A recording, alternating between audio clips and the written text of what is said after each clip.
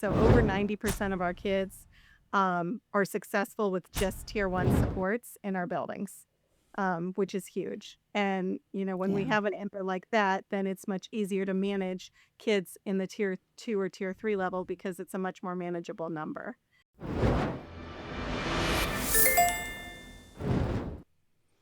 Hello, everyone, and welcome to the Brighter Together podcast.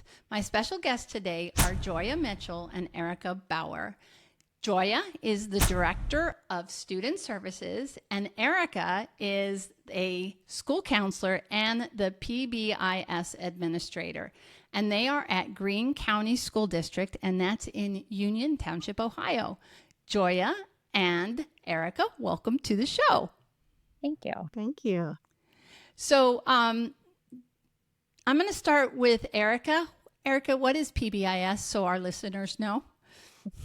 So PBIS stands for Positive Behavior Interventions and Supports. And that is a framework that we use here in Greene Schools pre-K through grade 12 to help support our students. And basically that means we're going to use positive expectations and acknowledge kids when they're doing the right things. Awesome. Okay, so tell us a little bit, Joya, about how you became a director of student services, a little bit about your background, and then Joya the same, and then tell us a little bit about Greene Local School District. Okay. So I started as an intervention specialist at Chicago Falls High School. I was in a at that time called multiple disabilities classroom for grades 9 through 12. I spent a few years there at Chicago Falls High School, and then I transitioned over to Hudson Middle School. And I was in Hudson Middle School. That was a 678 building, special education, a range of students and abilities and disabilities. And I think I was there for 14 years prior to coming over to Greene Local. When I came over to Greene, I was the assistant principal at the high school for 4 years, which I loved. I loved interacting with the kids. And at that time, I was doing the PBIS work at the high school with one of our counselors there. And then I was still doing a ton of special ed work at the high school. So we had some shifting here at the central office, and the director of student services at that time was being promoted to the assistant superintendent, and she called me and just knew my extensive background in special education and my work at the high school. We had worked closely together at the high school. And she asked if I would actually ask, but told me that she really the central office as the new director of student services. So gladly accepted and have been here ever since. So, And how long have you been in that role then? oh gosh, I think this is my seventh year in this role. Awesome. Yeah. So yeah, Fantastic. yes, so it's been great. Our district is we have four buildings. We are, like Erica said, we are pre-K through 12. We Mm-hmm. just built buildings, so we have two beautiful new buildings. Our primary school is pre-K, KM1. Our new elementary is grades 2 through 5. Our middle school is 6th, 7th, 8th, and then our high school is obviously 9 through 12. 9-12. Yeah. Awesome.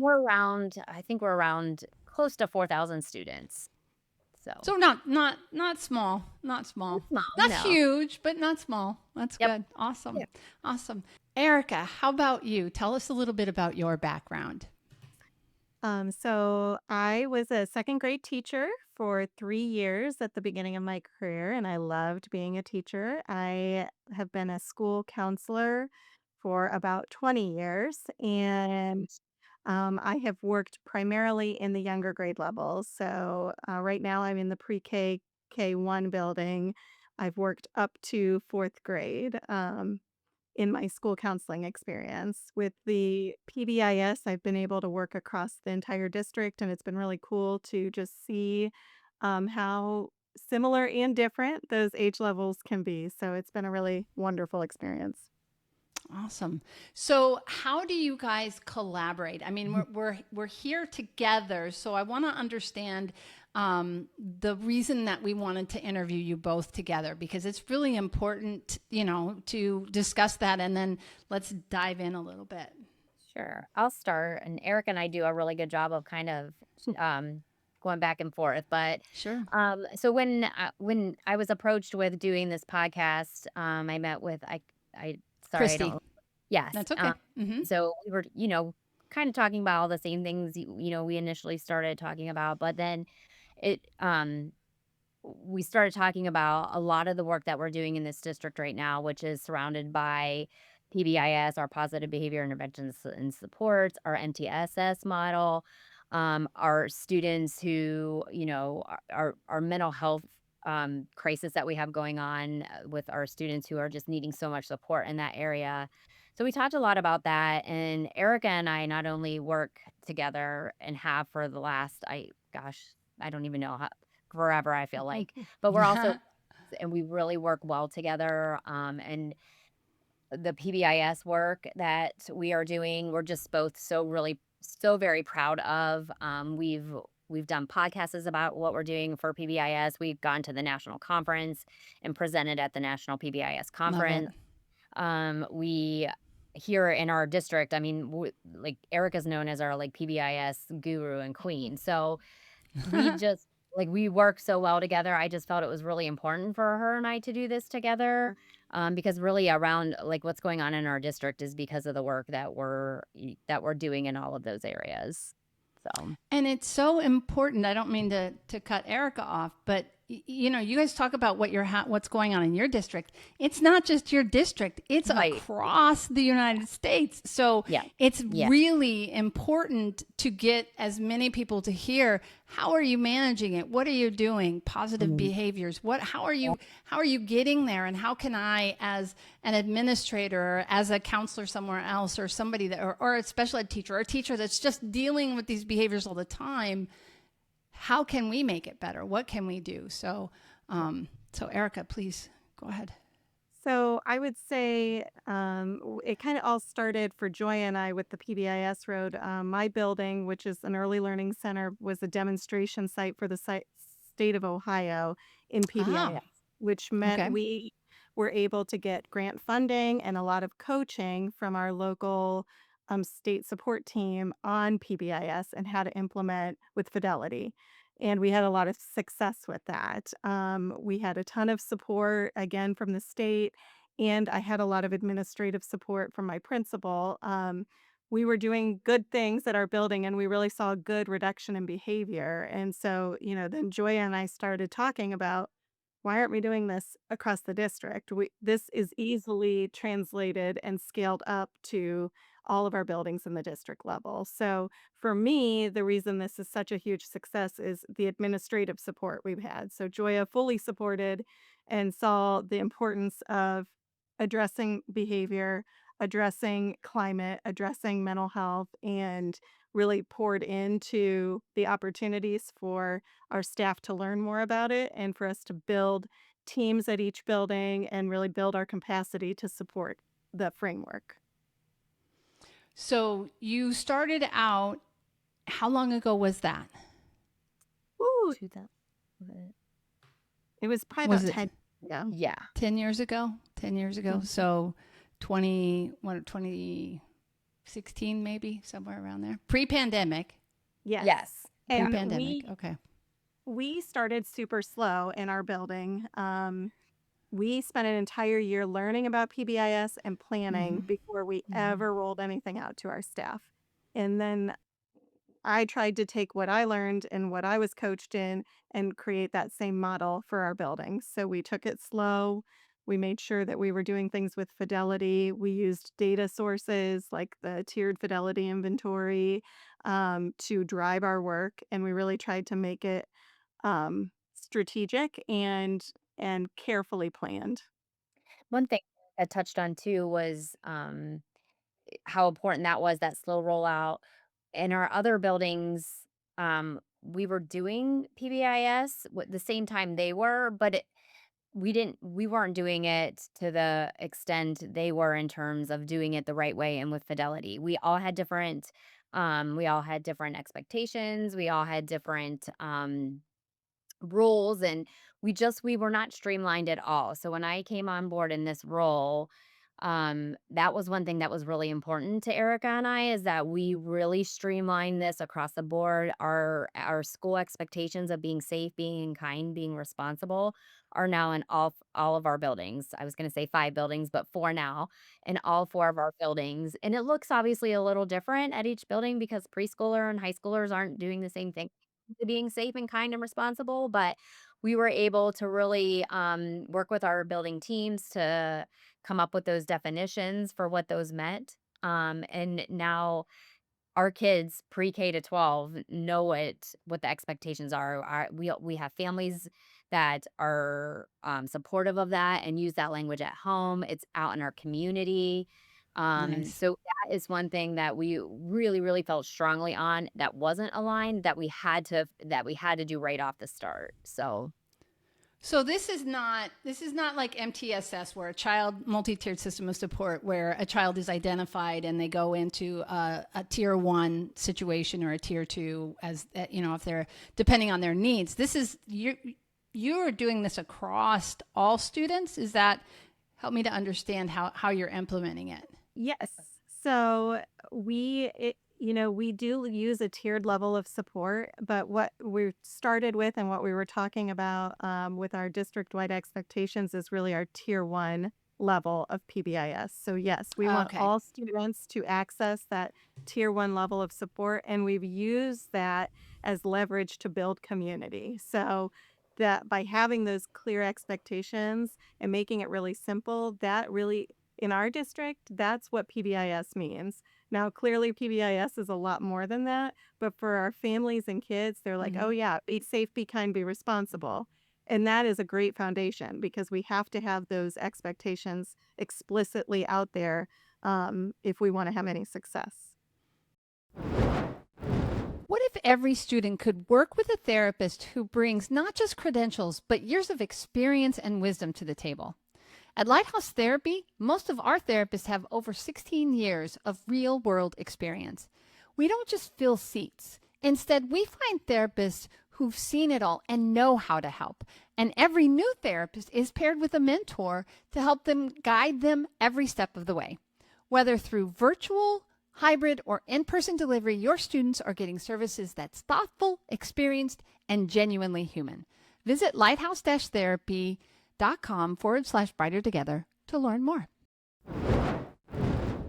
Right. So then how are they referred to a tier 2 or beyond?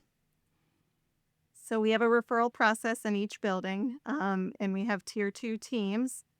So when students, we have certain thresholds, if they have so many behavior reports based on the data from that building, then they would be referred to tier 3. And then we have continued thresholds and they would be referred, or tier 2, and then they would be referred to tier 3 if they hit the next threshold. So we really try and make our decisions data driven. Instead of just saying, oh, this is a problem, we're looking at, is tier 1 being implemented with fidelity? If it is and they're still having trouble, then what can we do at the tier 2 level to support them?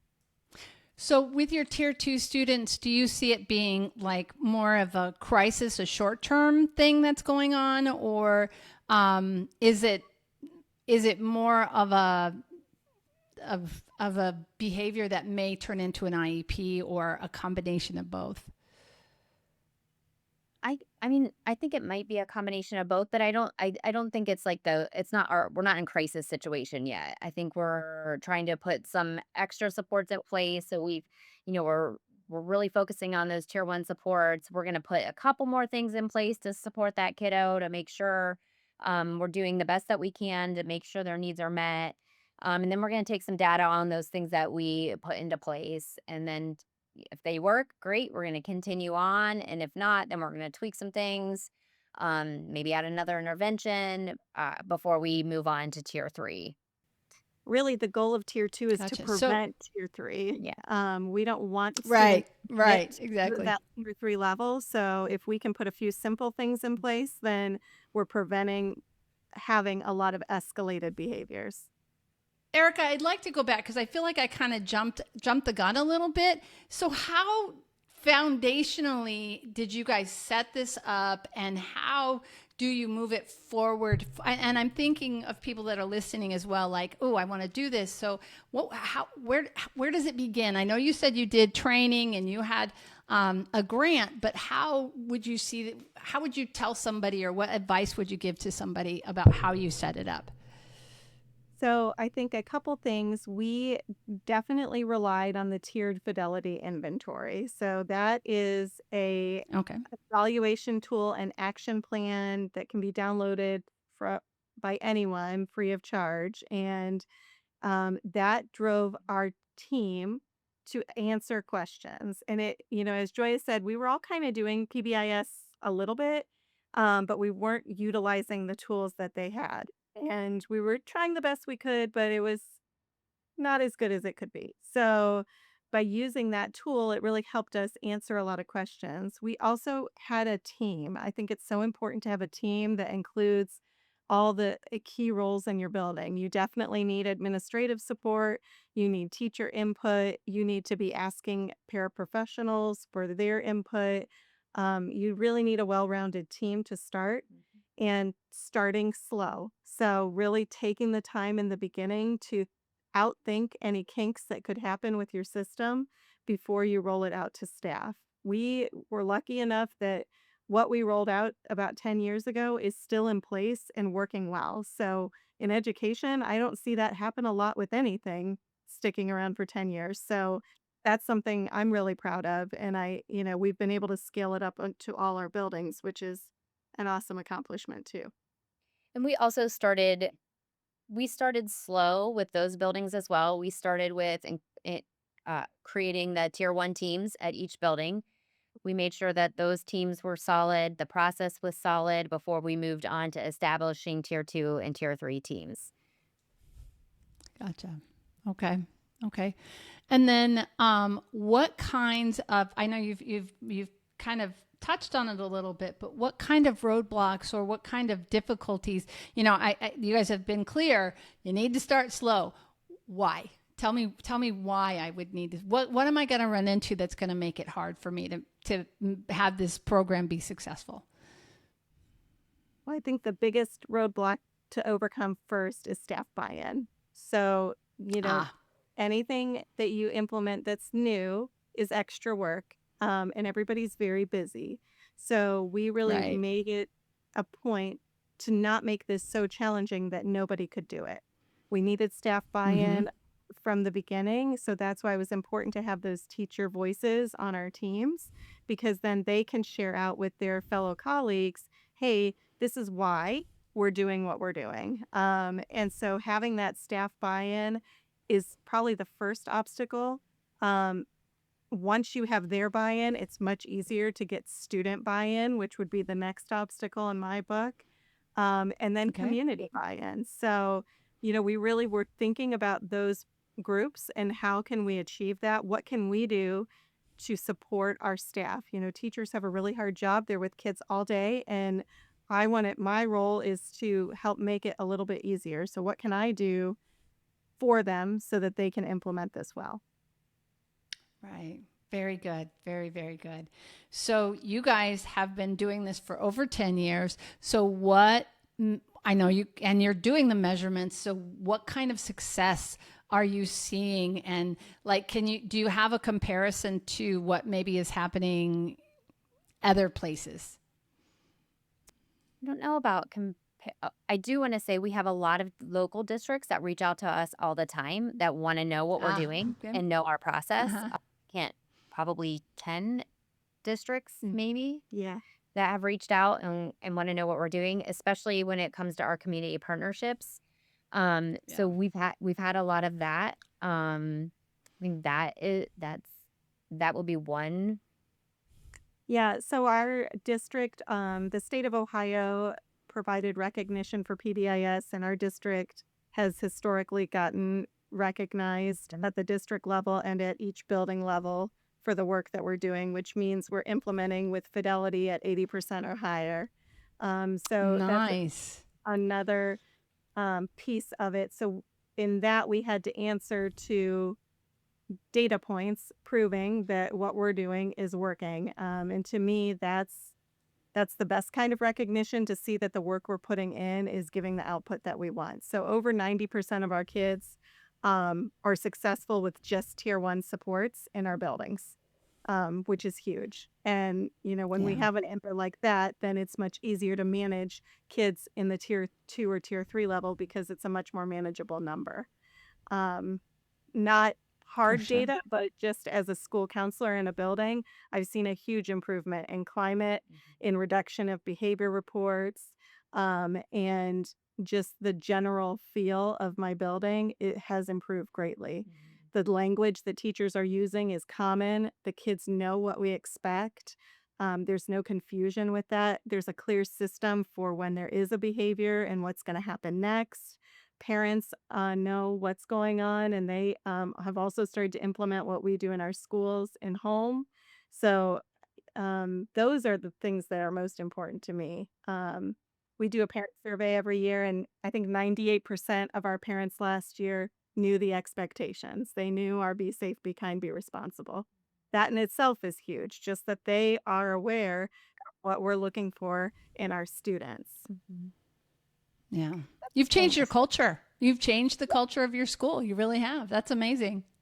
and at the middle school and high school level, that is hard to accomplish, because middle school and high school Mm-hmm. kids, it you're rewarding them, and good job being safe and kind and all and responsible, but sometimes they're too cool for school in high school, right? But we have had, and some of our teachers, some of them, I would say the large majority of our teachers at the middle school and high school are really buying in and doing the work. We have some that don't. I mean, every district is going to have that.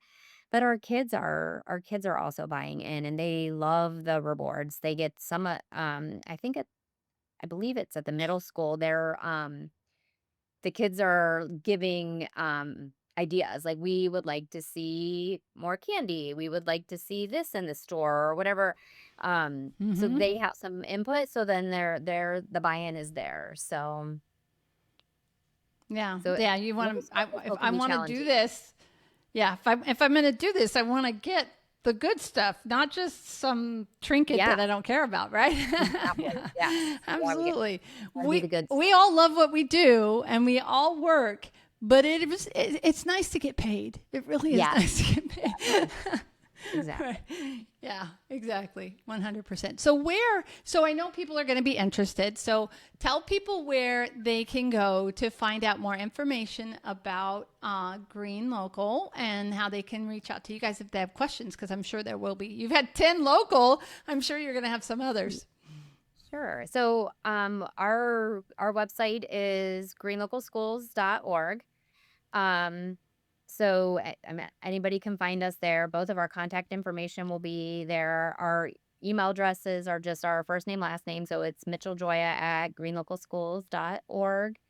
Erica's would be the same thing, Bauer Erica at greenlocalschools.org. When we were at the national conference, we obviously gave our contact information out, and we had multiple people from all over reaching Mhm. out about the work that we were doing. So we're happy to talk to other districts and to other folks about what we have going on here. So I love it. I love that you're willing to come on to the show, to spend your time with me to explain it, and to be willing to share. It's the beauty of educators. None of us silo our stuff or have this, like, we've got to keep it for ourselves. Everybody wants what's best for kids. And I think that embodies the name of the show, which is Brighter Together, right? Because we work together to help these kids, to help the students. So if you're in a district that's struggling with these things, these ladies know what they're doing, obviously. So thank you so much for being on the show. Thank you for your work that you're doing, and just keep it up. I'm so impressed with you guys. So thank you. thank you. Thanks.